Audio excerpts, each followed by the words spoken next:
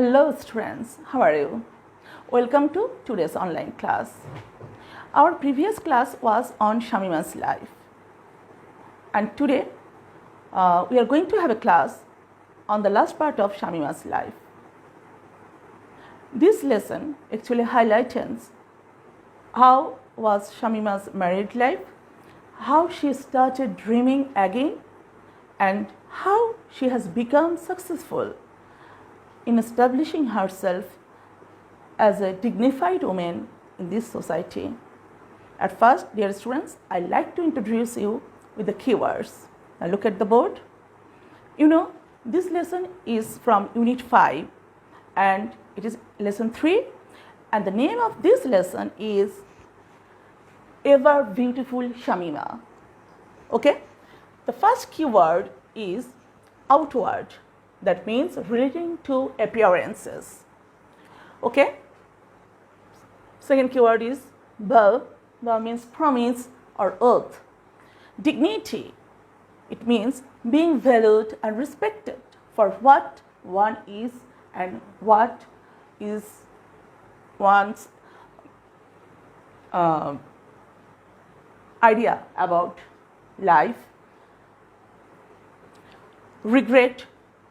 A feeling of sadness or repentance. Grudge. Actually, grudge is a strong feeling of anger for the person who treated you or us badly.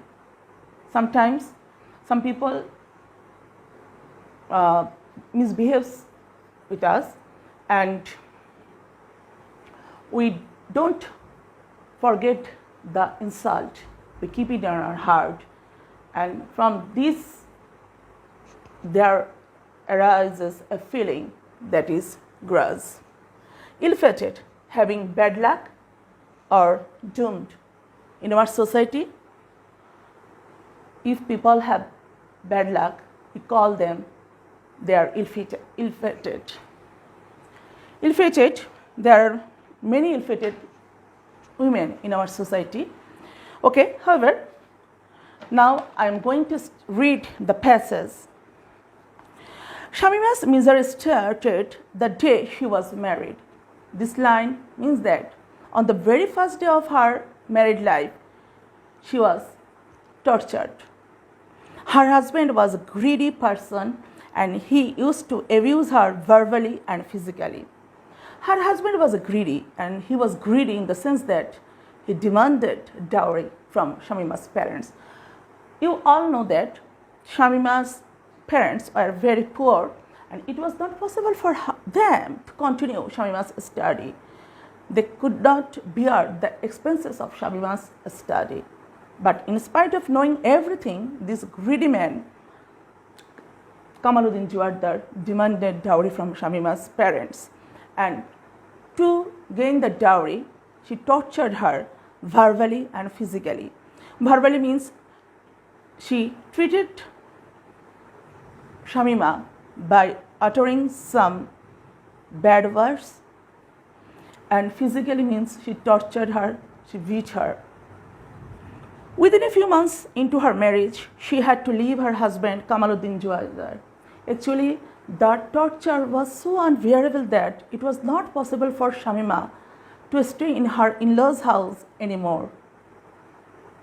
She had to leave the house. You know, it's a taboo in our society for a woman to leave their husband's house because it taught us from the very beginning of our life that we have to stay in our husband's house, whatever the situation is.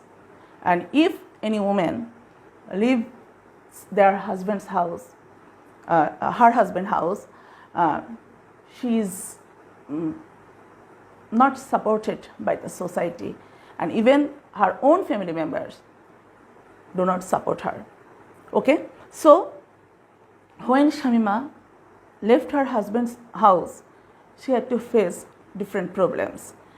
But now Shamima vows to work with women who are ill-fated like her. So Shamima is working with the women who are ill-fated like her. That means who had none in the society to help them. She has 43 female members in her organization. We all know that she is running an organization named Oikyo Nari Kolyan Sanstha, and here 43 female members are working. She herself trains the members and provides them with work. Shamima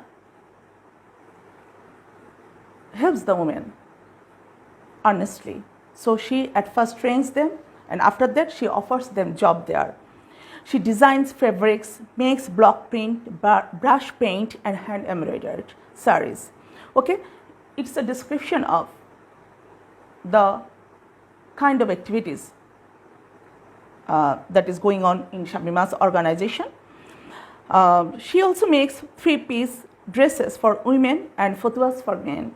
Okay, she sells this product in her shop and supplies them outside. That means that Shamima's organization is so well established that it is now able to send their product in outer jilas, UP jilas, and in the district headquarters for selling purpose. Shamima has a dream now, a dream to do something for the helpless people. So it is all about Shamima's dream. Shamima does not stop dreaming, and she is still dreaming to do something for the helpless people, actually the helpless women. She wants them to feel useful so that they can live with self-respect and dignity. You know, in our patriarchal society, women are crushed. They are forced to shake off their dignity. But as Shamima was tortured, as Shamima was shattered by her husband, she could understand that self-respect, dignity are so important for a woman. And if a woman can achieve her self-respect and dignity by her work, none can defeat her again. With this in view, she goes out looking for such people. That means she does not offer job to the women who come to her for help, but she herself is looking for that kind of women in the society. Actually, it is a description of Shamima's humanitarian activities. She is not only a businesswoman, she has a kind heart, and in her kind heart, she has place for every helpless people of the society. Shamima finished her story with a smile. Shamima has no complaints, no regrets, no grudge. That means she has no grudge, no regrets against anyone. She forgets her past, and she had no place for her husband in her heart, in her life. She forgets everything, means they are nothing. Those who are responsible for her bad luck have no importance in her life.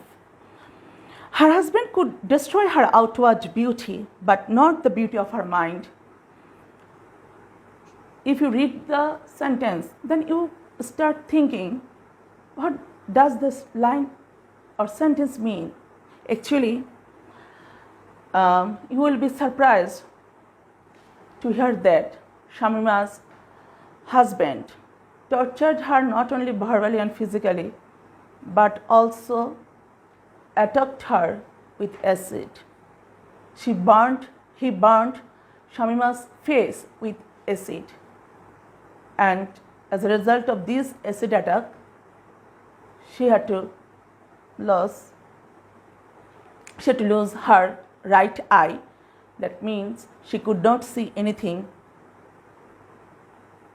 or she cannot use her right eyes. And as her right eye is burnt, she had to stop her studies But with the help of Pratham Alo Fund for Acid Victim, she completed her education. And you will be surprised to hear that on the 11th month of their marriage, her husband attacked her with acid. Okay? And you know, all she wants to do is to bring a smile on the faces of those women who are unfortunate. Shamima wants to become a famous designer. So, though she is tortured brutally, she did not stop focusing on her life. She knew that she had to continue her journey. She had to complete her education. She had to establish herself to prove her worth in this society.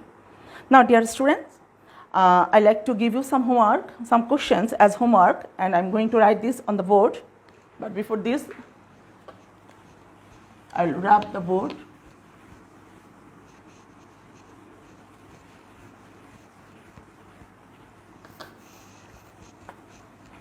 I know you may feel very sad hearing Shamima's story, but it's a matter of hope that Shamima could come over all kind of odds of her life with her willpower and determination. Okay, the first question is,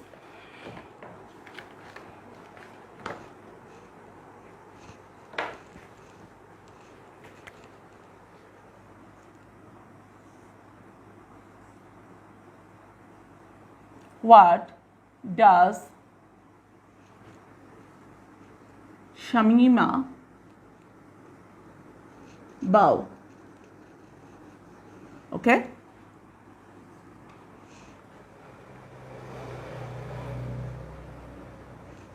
Why did she leave her husband? Okay.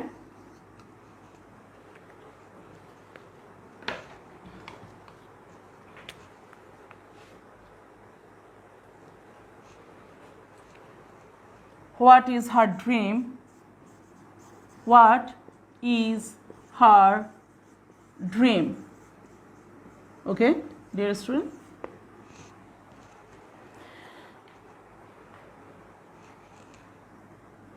Number 4, what does she want? And the last question is, whom does Shamima want to help, and why? Okay, dear students, I'm going to read the questions again. What does Shamima bow? Why did she leave her husband? What is her dream? What does she want? Whom does Shamima want to help, and why? Dear students, I want to give you another question as homework, and that lies in section C. What do you understand by her husband could destroy her outward beauty but not the beauty of her mind? Dear student, actually it is not mentioned clearly in the passage how did Shamima's husband destroy her outward beauty, but I informed you in the class that she burnt Shamima's face with acid. So you will use the information to write the answer. Dear student, you know that actually these 3 lessons are a part of interview of Shamima with the reporters of Pratham Alo. At the end of the interview, Shamima said to the reporter that I did not think about my physical beauty. I want to do something with my life, and I wanted to establish myself, and my dream has come true. Acid could not burn my dream. Actually, Shamima's speech was so heart-touching that the reporters became stunned. Dear student, actually there are many more Shamimas in our society. They are tortured daily. They are tortured by not only their in-laws, by the society where they live in.